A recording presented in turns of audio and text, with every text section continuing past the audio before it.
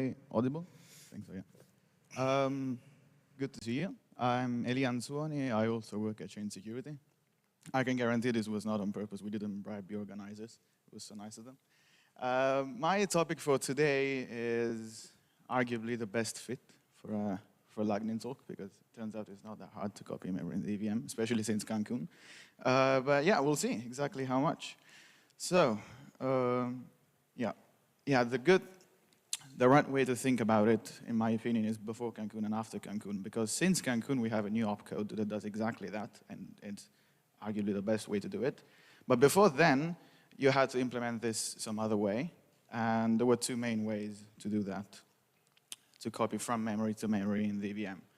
So one was to do an MLOAD+MSTORE loop. So you would do 32 bytes at a time. You would load 32 bytes from memory onto the stack and store them back from the stack to the destination in memory. And this used to be, well, quite heavy in terms of code size because it's a full loop. And it also had quite a bad gas cost in terms of gas cost per memory word copied. The alternative was calling the identity recompile that we just saw with the last presentation. And while that has a little less code size because it's just a static call that you can do to the contract, still, the gas per memory word is good enough. It's only 3 gas per memory word that you copy. But the overhead is quite big because you have to do a call. So it's at least, I think it's 180. Yeah, we'll see later. Anyway, since Cancun, all our problems are solved because we have a new opcode that does exactly that. It has the least code size because it's just one opcode, the least amount of gas. So now there's no reason not to use it. And as I'll tell you, it's very much widespread now. So let's just go quickly over some numbers. One way to implement the MLOAD+MSTORE loop is in software. This is done in a quite popular yet a bit old Solidity library. And because it's done in high-level Solidity rather than entirely in assembly, then you see you have 2 checked additions, a checked subtraction, all this done for every memory word that you copy, which adds up to a gas cost of around 286 gas per memory word copied, which is quite bad. Then we have the same concept but implemented entirely in assembly, which is what the Solidity compiler will auto-generate for you. It's a function. If you inspect the IR, it's called copy memory to memory with cleanup, I think. And yeah, it's a tighter loop, so it has less overhead. So overall, the cost per memory word copied is only a 67 gas. And the code size is also much smaller. Then, just to see an example of how the identity recompile would be used, it's used by a CFORT library, and also it's what Viper used to generate to copy memory to memory before Cancun. And yeah, the cost per word is the best. It's just 3 words, 3 gas, but the overhead, the constant term, as you can see, is quite big because you have to make a static call that has also a fixed cost of 15 inside, and then you have to do some checks. So it's not ideal for small copies. Now keep in mind that we're neglecting the memory expansion cost because that'll be the same whichever method you opt for.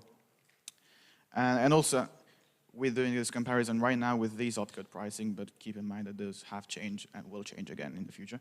So whatever conclusion on which method might be the most convenient now maybe wasn't the same. You wouldn't have come to the same conclusion 5 years ago, for example. But yeah, just to be sure about it, now the MCOPY opcode is used by both Solidity and Viper for Cancun contracts. And the gas cost is the least, the code size is the least, so everything is good, the future is bright.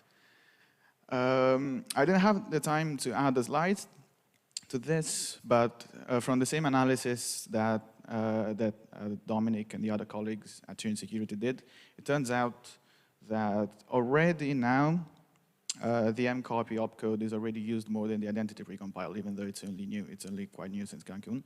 So it shows that, I mean, I don't know exactly how to phrase it. Maybe there's a lot of new contracts deployed that already outnumber the number of, I guess, Solidity Viper contracts for legacy.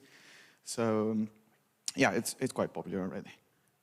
Then, yeah, I've prepared a remix setup for you. And also, if you want to shoot a message to our sales representative to get an audit, which is never a bad idea, feel free to do so. Yeah, I'll take any questions. Thank you for the session. Please, do you have questions? Oh, wow. You have a lot today. I'll try. Hello. Hello. You said that the memory expansion cost is the same in all three cases. Yeah. But my concern is that with the loop option, if the memory you are copying is not a multiple of 32, not only you may copy memory you don't need to copy, so that's more expansion, but also you may override something that is outside of your destination, like just after your destination. Yeah, so the memory expansion cost is actually, I'm only 87% sure about this, but it's only computed on the number of memory words rounded up. So even if you end up writing at most 31 bytes, you don't incur memory expansion cost for another word. So it is the same, even if you overwrite within the same word that you've already paid for. Then, what was your other question? For overlapping, yeah. If in some of those functions are specified for cases where the overlap is okay, for example, in the YUL one, because I think that one is only used to allocate at the tip of the memory, so there's nothing afterwards. But in cases where that's not okay, for example, the library, they do special tricks, like they round it up with an MSTORE that's aligned to the last byte that you want to write to, and the rest they mask it with the content that's already there. So you're basically writing back what's already there on the part that overlaps, and on just on the new part, say the 20 bytes, you'll write the new stuff. One more question for Elia. Okay, no question? I'm curious, Elias. So as a non-technical person, being among almost everybody's technical here, how do you communicate to a novice like me to be able to kind of comprehend in simple language? I think I have a knack for it. Like, it just comes natural to me. Like, for me, I don't think I've understood something until I can explain it to my mom. So I guess that's all right. Thank you so much, guys. Sure. Let's give him a hand of applause. Wow.